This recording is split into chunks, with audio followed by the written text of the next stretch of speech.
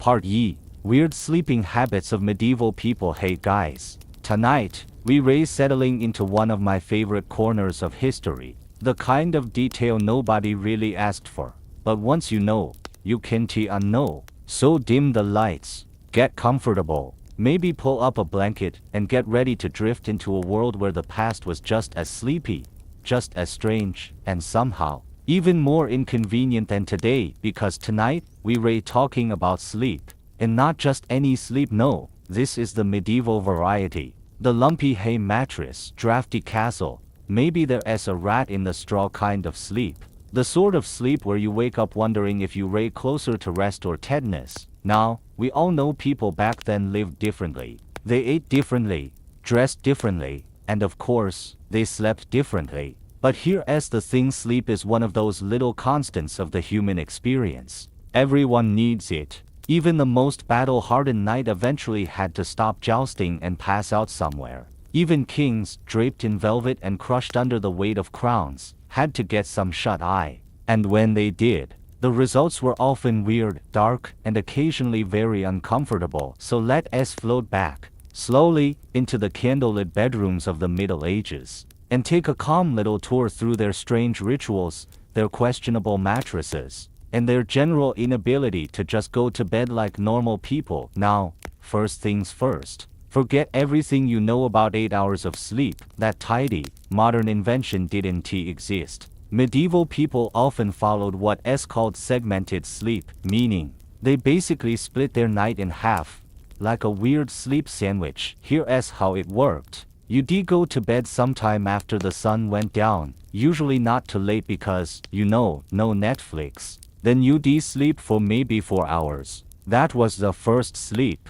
After that, people would wake up in the middle of the night on purpose. Not because they were anxious about work emails, but because that was just the routine. They'd spend a couple of hours awake, doing things like praying, stoking the fire, chatting quietly, maybe even having sex. Because apparently the medieval version of Netflix and chill was just wake up between sleeps and hope you ray not too groggy after this nice midnight interlude. They'd drift back down into their second sleep, which carried them into dawn. Imagine explaining that to your boss. Sorry, I am late. I was in between sleeps. Honestly, maybe we should bring it back. But anyway, this idea of two sleeps wasn't just a random medieval quirk. It was pretty widespread across Europe and even in some other parts of the world. It shows up in letters, in medical advice, even in Chaucer's writings. Doctors back then thought this break in the night was healthy. Get up, stretch your legs, wander around your smoky cottage, accidentally step on a chicken.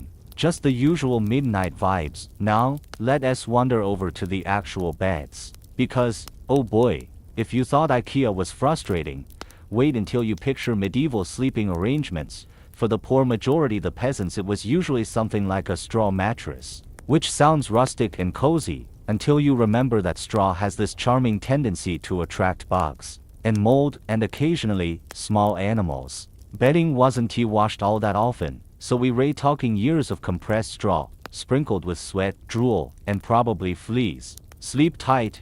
Don't let the bedbugs bite wasn't a cute rhyme, it was a serious nightly concern. For slightly wealthier folks, you might get a bed stuffed with wool, feathers, or down. That sounds better, but still came with the same hygiene issues. Washing sheets was a luxury, not a habit. So you can picture layers of grime slowly building up, century after century. And then we get to the nobility. This is where it gets more elaborate. If you were rich, your bed wasn't just for sleep. It was a full-blown status symbol. Huge, carved wooden frames, curtains draped all around to keep out drafts and, let's be honest, to give the illusion of privacy when your servants inevitably walked in without knocking. In some noble households, the bed was practically a throne. People didn't just sleep in it, they received visitors there. Can you imagine? Just lounging in your nightshirt while courtiers line up at your bedside to discuss politics. Because nothing says power quite like making important decisions while surrounded by embroidered pillows and yesterday's crumbs. And if you think that's strange, wait for this. Sometimes, monarchs would hold actual audiences in bed. Yes, diplomats and ambassadors would be summoned to the royal chamber. only to find the king propped up against bolsters, half asleep, hair sticking up, trying to look dignified in a nightcap. Because why sit in a cold throne room when you could just run your kingdom from under the covers? Now, while the rich were flaunting their fancy feather beds, let us check in again on the peasants. Because their sleeping habits weren't just shaped by comfort or the lack thereof but also by necessity, most peasants didn't have the luxury of a private bed. Families often slept all together, crammed into the same space. Parents, kids, maybe even grandparents, all huddled together on one big mattress or just a pile of blankets on the floor. And if that sounds crowded, add in the occasional chicken or goat wandering through, because animals sometimes shared the living space, so privacy, not a thing. You can imagine how awkward that middle of the night between sleep activities might have been when everyone was right there. It's probably why so many medieval moralists wrote scolding little treatises about sin and temptation. Hard to resist when you lay wedged between your spouse and a goat, but let us float back toward the nobility, because this is where it gets even stranger. You'd think kings and queens, with all their power, would at least get to sleep in peace. Nope, because sleeping alone was actually kind of suspicious. Many rulers had attendants literally sleep in the same room, sometimes even in the same bed. Partly for security, nobody wanted an assassin sneaking in, but also because being constantly surrounded was just the medieval royal lifestyle. Imagine being the king of France, snoring away, while some unlucky courtier is curled up at the foot of your bed like an obedient dog. Not exactly restful, and this wasn't just a male royal thing. Queen Elizabeth I, much later, had her ladies-in-waiting sleep in her bedchamber too. Because God forbid a monarch spends 5 minutes without someone hovering nearby.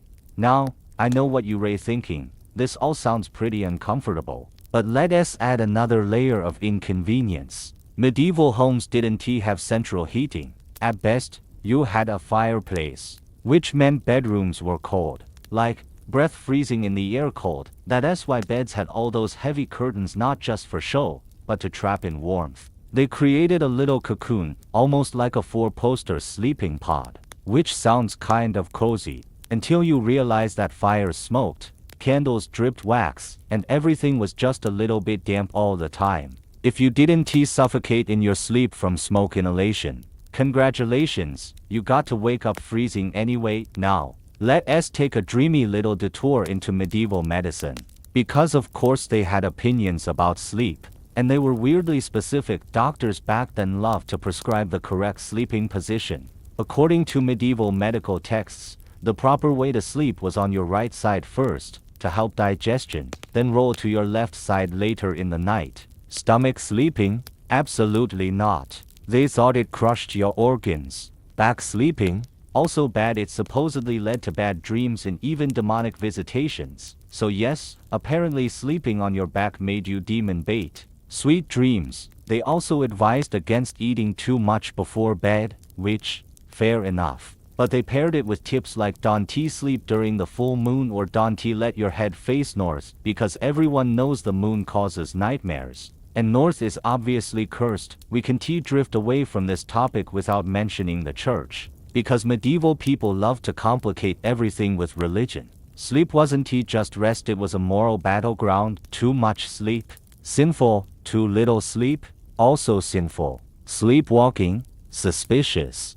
Oversleeping on Sunday, basically an invitation for hellfire. Monks had to follow strict rules about how much sleep they could get, often waking up in the middle of the night to chant prayers, then going back to bed. Imagine trying to be holy while also chronically sleep deprived. There was also this fear of dreams. Dreams were sometimes seen as messages from God, but other times they were considered temptations from the devil, which meant every time you had a weird dream about, I don't know, kissing the neighbor or turning into a goose, you had to wonder if you were divinely chosen or just spiritually doomed. So, to sum up our little midnight tour, medieval people split their nights into 2 chunks. Peasants slept in itchy straw piles, often with the whole family, and maybe a goat. Nobles turned their beds into fashion statements and occasionally ran kingdoms in their pajamas. Doctors told you how to sleep, the church told you why you were sinful for enjoying it, and everyone was freezing cold anyway. Honestly, it's a miracle anyone got any rest at all, and yet, They did. Humanity somehow survived centuries of damp straw, demon-haunted dreams, and the world's least private bedrooms. Which kind of makes your lumpy mattress tonight look like a luxury. Let us drift forward next time into some of the royals, specifically their odd bedtime routines, their bizarre night terrors, and all the ways they managed to make even sleeping look dysfunctional. Part I. Royal Nightmares and Bedtime Rituals of Kings Queens. Alright, so we've wandered through the cold straw piles of peasants, and the drafty curtain beds of nobility in general. Now it is time to drift into the bedrooms of the people who really managed to make sleep complicated: kings, queens, emperors, and all their dysfunctional cousins. Because if there's one thing royals were good at, it wasn't ruling. It wasn't staying married, or even producing healthy children. No, it was turning the most basic human activity, sleep, into something weird, ceremonial, and, frankly, exhausting. Let us start with the French. Because the French court basically turned bedtime into performance art. The kings of France, especially during the Renaissance and early modern period, practiced something called the lever and the coucher, which sounds fancy, and it was. The lever was the ceremonial waking up, and the coucher was the ceremonial going to bed. Imagine dozens of courtiers standing in your room, watching you slowly undress, climb into bed, and then fluff your pillows while pretending this was all very dignified. Indeed, this wasn't optional. If you were a noble in the king's circle, being invited to watch him go to bed was actually an honor. People fought for positions that basically amounted to guy who holds the royal nightgown. Louis XVI, the so-called Sun King, perfected this ritual. He had entire crowds in his bedchamber at Versailles, all craning their necks just to catch a glimpse of him pulling the royal sheets up to his chin. Because nothing screams absolute monarchy like letting 50 men in wigs watch you yawn. Indeed, yes, some nobles did literally sleep in the king's chamber as part of their duty. You had to imagine how restful that was. Snoring nobles sprawled on benches, the occasional fart echoing through the gilded room, while Louis pretended he was some sort of divine being drifting into angelic dreams. England, of course, couldn't let France have all the weirdness. English royals had their own bedtime quirks. Take Elizabeth I, the Virgin Queen. She was notoriously paranoid, which is fair when you reign a monarch with enemies on every side. She rarely, if ever, slept alone. Her ladies-in-waiting often shared her chamber, and sometimes even her bed. Privacy wasn't really a royal concept. If you wanted to plot against Elizabeth, you had to elbow your way through a small crowd of whispering women just to get near her pillow. Elizabeth also had an obsession with cleanliness, at least her version of it. She was known to change her sheets more often than most of her contemporaries, which sounds nice until you remember that often in the 16th century might still mean once every few weeks. But hey, in an era where many nobles basically marinated in their own sweat, Elizabeth was practically a germaphobe. Speaking of cleanliness, or rather, the lack of it, let us float over to Russia for a moment. Peter the Great, the Tsar who tried to drag Russia into modernity, was famous for being, well, kind of a mess. His personal habits were rough at the best of times, and his sleep was no exception. He reportedly had terrible insomnia, often pacing the halls at night, bursting into the rooms of courtiers, and demanding that someone drink with him until dawn. Imagine being shaken awake at 6 a.m. by your emperor because he wanted another round of vodka. Peter also loved practical jokes, and his humor didn't exactly stop at bedtime. One courtier wrote that Peter would sometimes dump cold water on sleeping companions, just for the thrill of watching them sputter awake, which is less quirky monarch and more terrible college roommate. But back in Western Europe, the weirdness was usually less about pranks and more about rituals. Take the Habsburgs, because of course we have to. They were already a walking warning label for inbreeding, and their bedtime habits were no less dysfunctional. For instance, the later Spanish Habsburg kings, like Charles I of Spain, had so many health issues that sleeping was basically a nightly medical experiment. Charles, nicknamed the Bewitched, was frail, sickly, and plagued with seizures. He had teams of physicians monitoring him constantly, prescribing bizarre remedies like herbal pillows, potions to drink before bed, and prayers to chase away evil spirits. His marriage bed was no better. Charles famously struggled to, let us say, fulfill his royal duties. Doctors often hovered around, offering advice, while priests muttered blessings, as if chanting at him would solve centuries of genetic decline. Imagine trying to sleep with all that pressure, plus an audience. Not exactly restful. Now, drifting up to the north, we find the Scandinavian royals, who lived in drafty palaces that made sleep more of a survival challenge than a luxury. Medieval and early modern kings of Denmark and Sweden were known for sleeping under mountains of fur blankets. Because the stone castles were essentially freezers, guests often wrote in horror about the conditions, saying they felt like they were bedding down in a meat locker, which is ironic, because Scandinavians today are obsessed with saunas and warmth. Back then, though, it was more good luck not freezing solid by morning, and in a very practical Scandinavian twist, nobles sometimes shared beds with traveling companions, purely for warmth, which led to awkward situations like foreign ambassadors writing home that they had to huddle up next to a Swedish duke just to avoid hypothermia.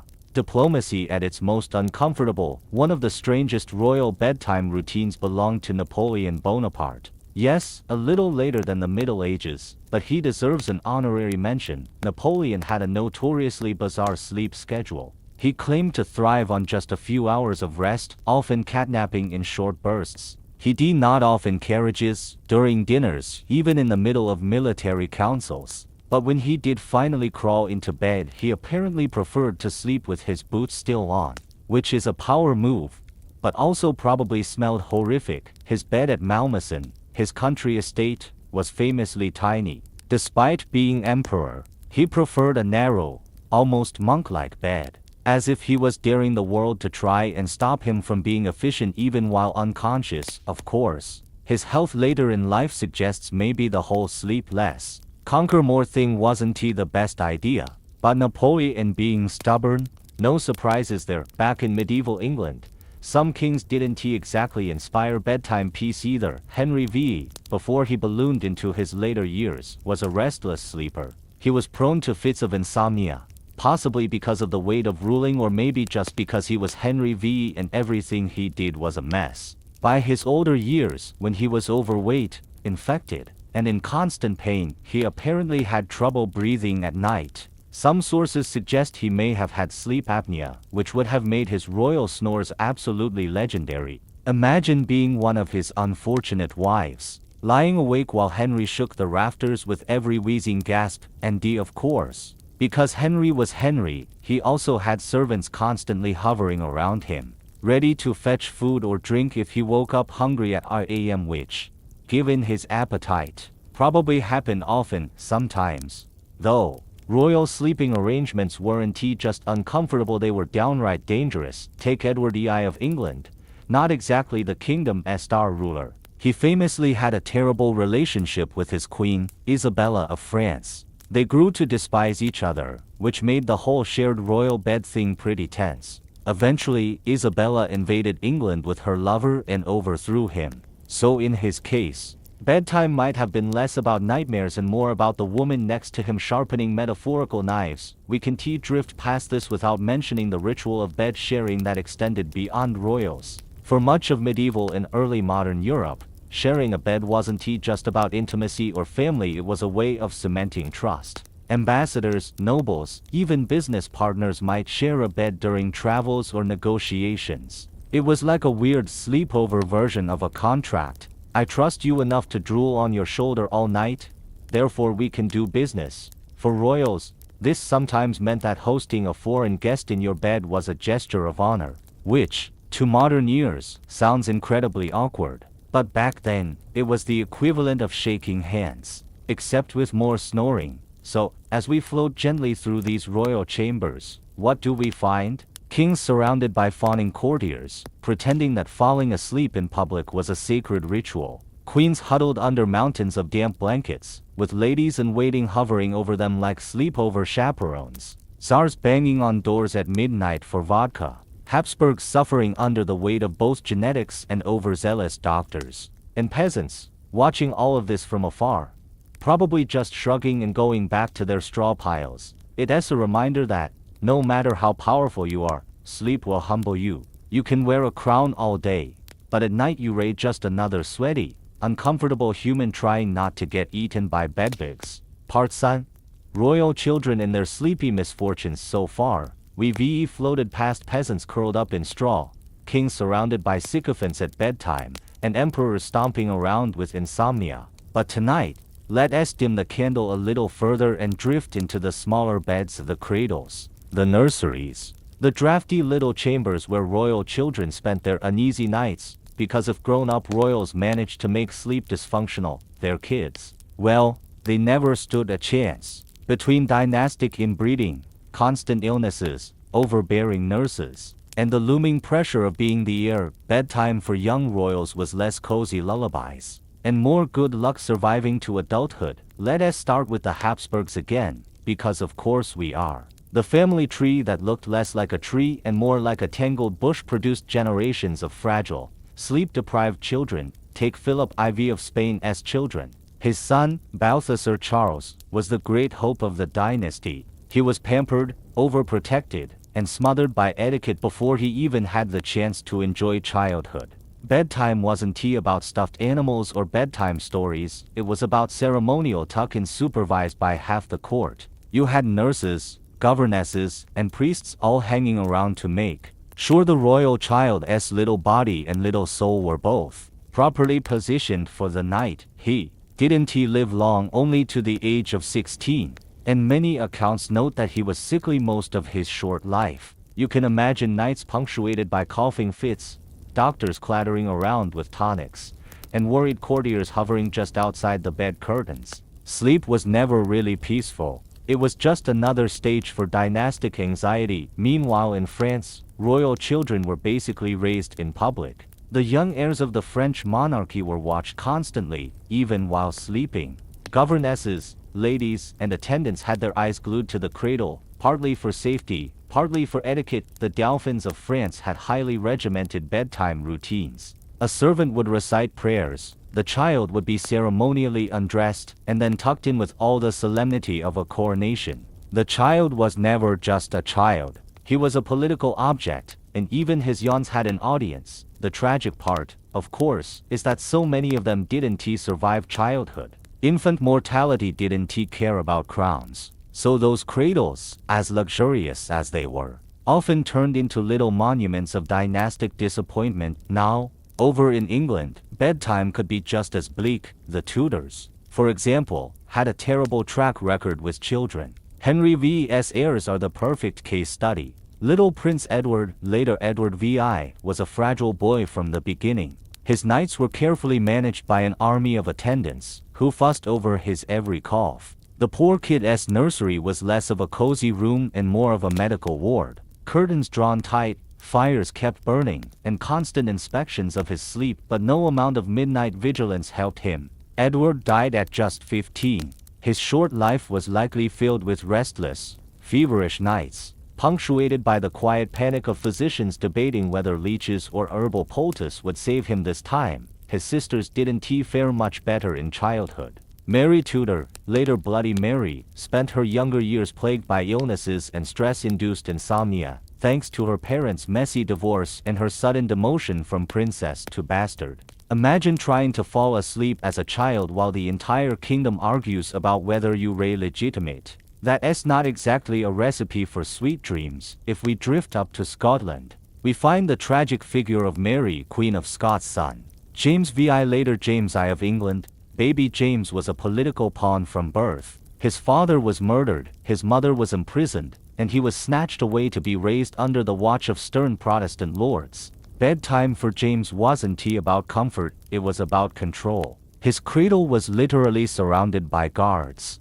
His nurses reported that he was a restless, fussy sleeper, often crying at night, which they chalked up to weakness of body. More likely, it was the stress of being a royal infant in a kingdom that wanted to use him like a chess piece. James grew up to be a notoriously anxious adult, terrified of witches, assassination plots, and his own bed hangings catching fire, which, to be fair, was a valid concern in a world lit entirely by open flame. Royal children weren't just overprotected.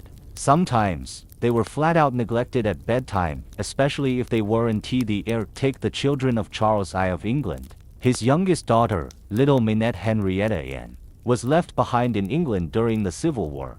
While her siblings were whisked away, she spent her earliest years in a cold, drafty nursery with barely enough firewood, often shivering herself to sleep. Later, when she was smuggled to France, she lived in luxurious palaces, but the damage of those early, sleepless years clung to her. She died young, in her 20s, after a lifetime of delicate health. Even princes weren't immune. Charles's son, Henry, Duke of Gloucester, spent time in prison as a child during the war.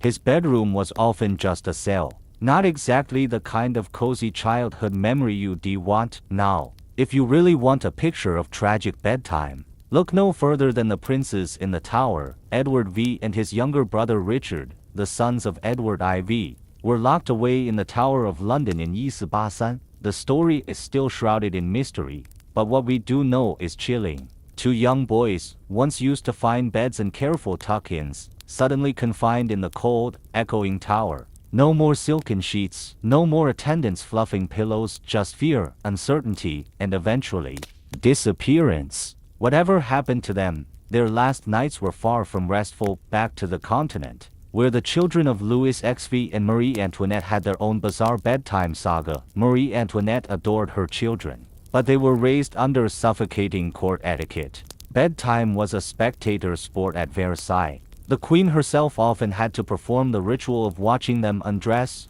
while half the court crowded around to observe. It was less goodnight kiss and more public event. The saddest story is that of Louis Charles, the little Dauphin, who was imprisoned during the French Revolution. His comfortable nursery was replaced by a dark, filthy cell. Accounts describe him curled up on a straw mattress, sick and neglected, slowly wasting away until he died at age 10. From pampered palace cradle to lonely prison cot, the contrast couldn't be sharper. And of course, we can forget the Habsburgs one more time. The Austrian archdukes and archduchesses were raised under such strict schedules that their sleep was more military drill than rest. Archduchess Marie Antoinette herself, before being shipped off to France, was reported to have hated her childhood bedtime routine. Stern governesses oversaw her every move, including when she could close her eyes. Her letters later complained about how oppressive her childhood felt, as if even falling asleep had been an act of obedience. So what do we take from all this? Royal children had the softest cradles, the finest sheets, and the most elaborate bedtime rituals. But under all that luxury was constant illness, surveillance, and political pressure. Sleep wasn't a refuge for them. It was just another reminder that they were dynastic property, not people. The straw-filled beds of peasants might have been itchy, but at least those kids got to sleep in peace, without an audience of priests, courtiers, and scheming nobles whispering about their future.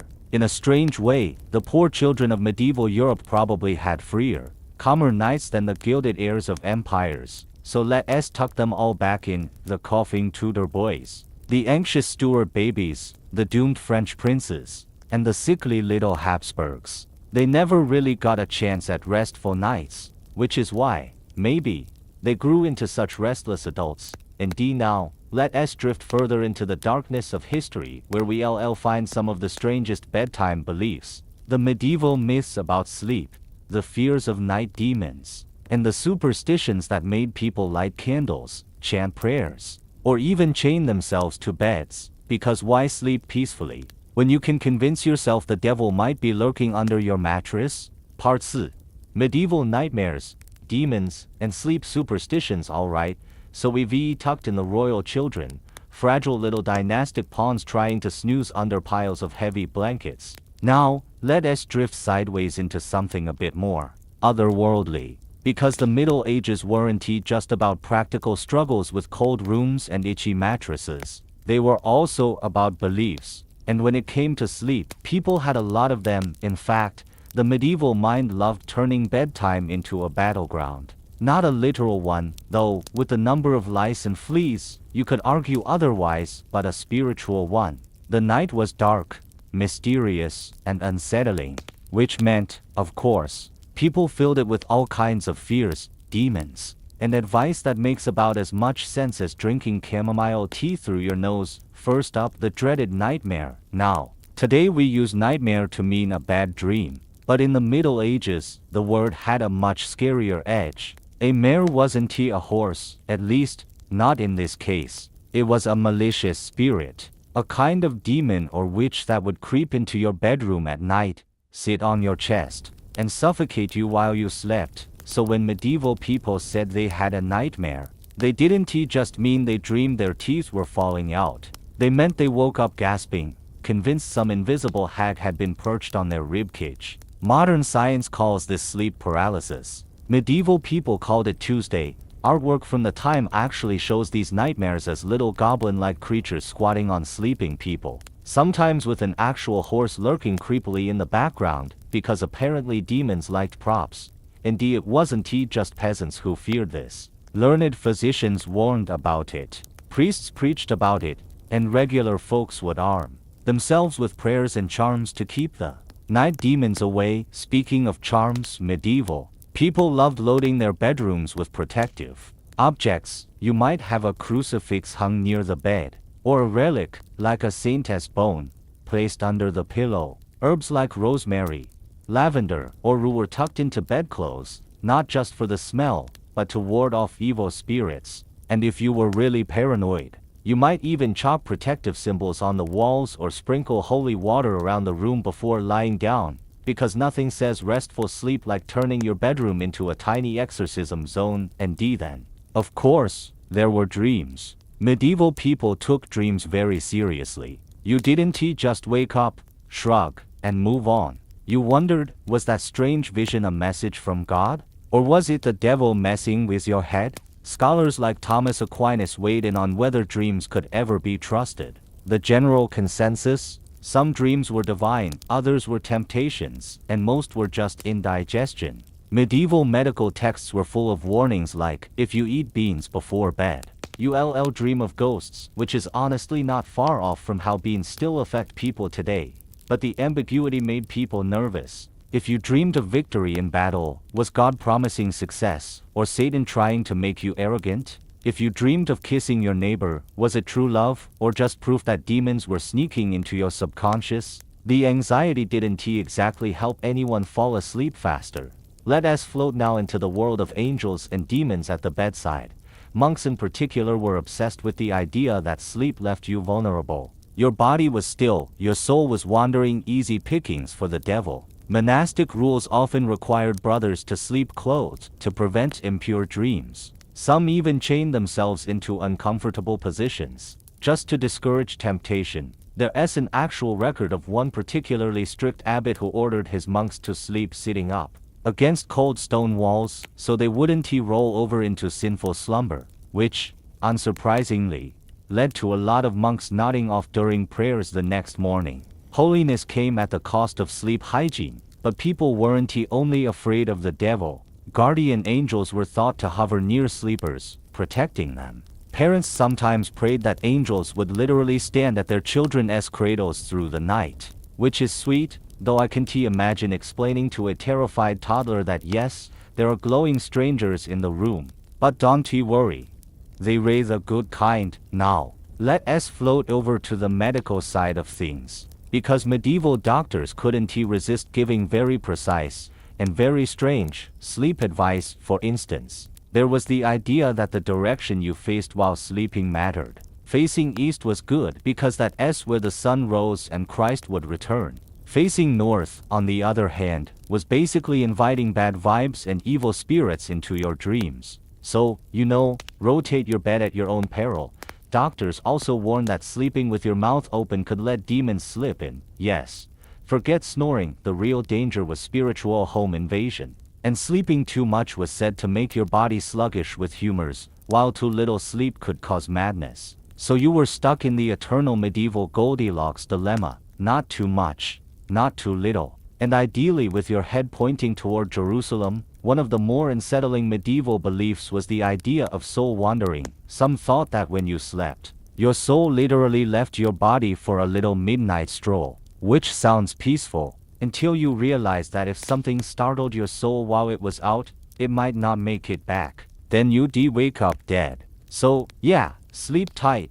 This belief also tied into explanations for sleepwalking. A person wandering around at night wasn't just having a moment. Their soul was thought to be partially detached, guiding the body around like a drunk marionette. which is definitely creepier than modern science as your brain forgot to paralyze you. And then we have the superstitions about timing. Certain nights were riskier than others. People thought demons were especially active during the waxing moon. Fridays were considered dangerous nights to sleep too soundly, since evil spirits might strike when Christ had died. And of course, sleeping during church services was always a big no-no, unless you wanted everyone to assume you were possessed. Even the midnight waking period, that space between first sleep and second sleep, carried a mystical aura. Some believed it was the perfect time to pray, since heaven was supposedly more open to requests in the middle of the night. Others used the hours for divination, trying to read omens in their dreams or even in the way the fire flickered. Imagine waking up at 8 a.m., bleary-eyed, and immediately deciding, yes, now is the time to predict the harvest. And of course, no medieval superstition would be complete without a healthy dose of witchcraft panic. Witches were blamed for all kinds of nocturnal disturbances. If you woke up feeling drained, it might be because a witch had stolen your vitality in the night. If you couldn't fall asleep, someone might have cursed you. If you dreamed of animals, especially cats, goats, or pigs, that was a dead giveaway that sorcery was afoot. One of the darker fears was that witches could literally steal your ability to sleep. They might whisper spells outside your window, causing endless insomnia until you wasted away. The cure? Usually a mixture of prayer, herbal remedies, and accusing your cranky neighbor of witchcraft. Problem solved. Now, let us wander back to the more everyday fears. Parents were especially worried about children at night. Sudden infant death, which we know today as a tragic medical condition, was often blamed on demons, fairies, or witches. Some mothers placed iron objects near the cradle, knives, keys, scissors, as protective charms. Not the safest nursery decor. But hey, whatever helped you sleep at night.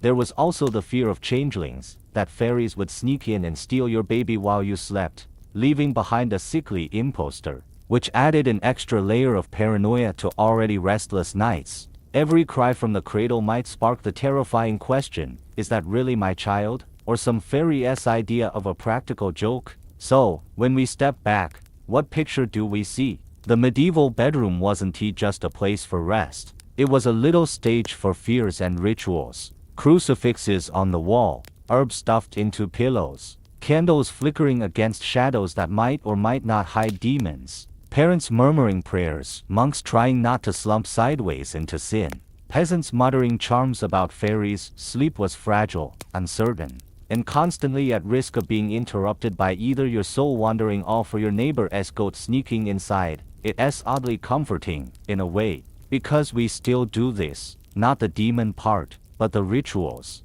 Lavender sprays, white noise machines, dream journals. It's the same impulse. The night feels mysterious, and we want to believe we can control it. Medieval people just added a few more goblins into the equation. So, let us gently blow out our medieval candle now. The demons are sulking back to their caves, the angels are keeping watch, and the monks are still trying to balance upright against a cold stone wall. Next time, we'll drift into the morning after, what waking up looked like, how people greeted the dawn, and the strange little habits they carried into their days after surviving another night. Because if going to bed was complicated, getting out of bed was just as much of a performance.